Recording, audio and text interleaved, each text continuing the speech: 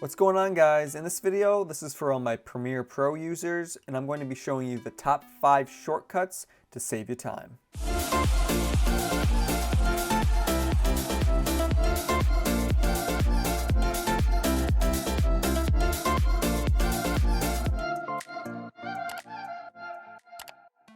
Alright, so to get started, all these shortcuts I'm going to be showing you are going to be the same on my device as it is for yours, because these are just preset into the program and I haven't changed anything.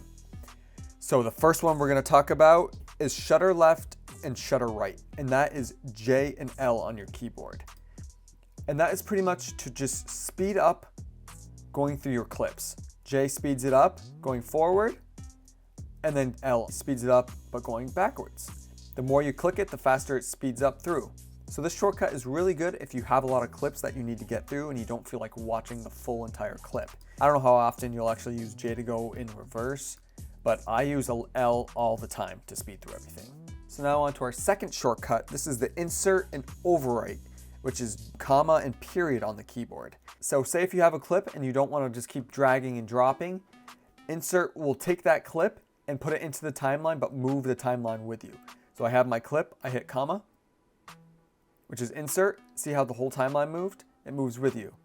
But say if you want to hit overwrite, which is period, it's not going to move the timeline. It will overwrite it. So depending on what you actually want to use those for, they become really helpful, because say you don't like to drag and drop everything onto your timeline, you can just keep hitting like, oh, this clip, I want this. All right, good. Boom. Now onto my next one.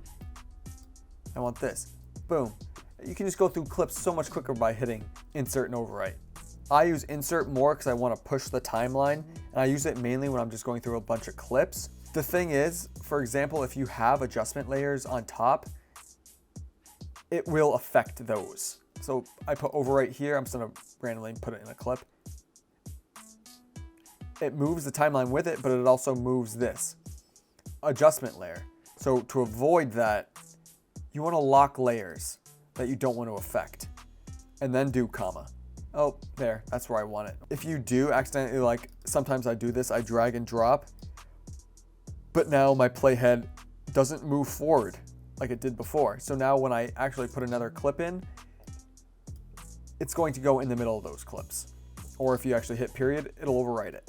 So to avoid that, if you accidentally do drag and drop and you want to get to the beginning of the playhead, just hit the up and down arrows to get to the front of the playhead, and then you can continue with your comma or period, depending on what you're using. All right, so now on to our third shortcut. This is the track select, which is A on the keyboard. So this shortcut is really easy if you want to just move a bunch of clips. So for example, I want to have all these clips to be like over this layer, or I want to just move all these clips backwards.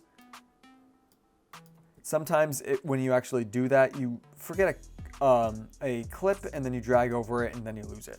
To avoid this, you can hit A on the keyboard and then just click before all the clips you want to move. It'll highlight them all and you can all move them together. It's just a great tool to be able to move a bunch. Like I have all these layers here. I just want to move these ones out, give myself some more space. Oh, I want to move them back in. It's the same way, rather than having to just highlight everything and making sure I have to grab everything every time.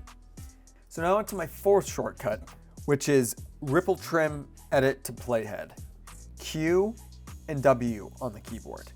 Q is previous and W is next. And this shortcut is really good to kind of refine certain clips.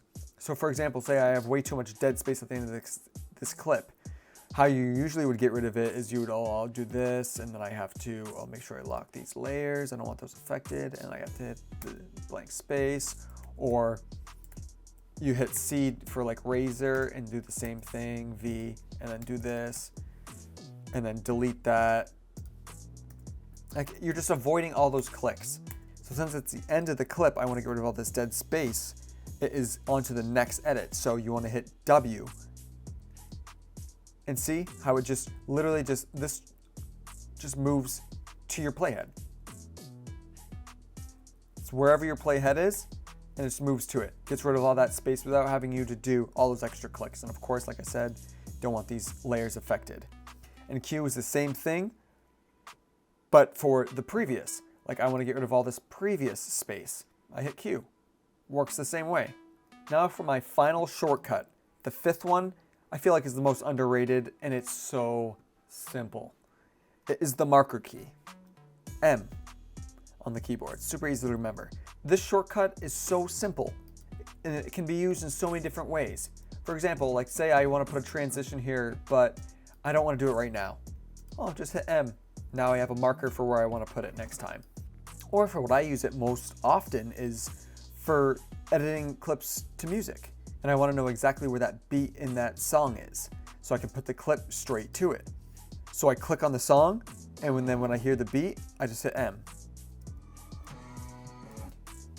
And now I know where that beat is, and when I have my clip, I can just drag it straight to that marker. It's so much easier than being like, I think the beat is like here maybe, or like maybe it's like here. It's like you can literally fine tune where that beat is, hit M, so then things just snap to it. Or say if you don't want things to snap, or they're not snapping for you, you can easily just snap in timeline. It's just S. It's just so underrated, and it can be used for so many different things. I literally just have markers all over my board where I want things to be dragged and dropped and put and placed. It's just so helpful. And if you don't want the markers, you can always just go clear markers, or if you have a marker here and you don't want to delete all the markers, you can just click on it, clear selected marker. So those are all the shortcuts I have for you, the top 5 shortcuts. Let me know in the comments if you liked them, if you didn't like them, if you have some of your own that you want me to try. And I hope you enjoyed this video. Hope you maybe learned something. If you did, make sure you hit that like button and make sure to subscribe, ring that bell so you can keep up with all my other videos, especially my tutorials. So that's it for this one. I'll catch you guys later.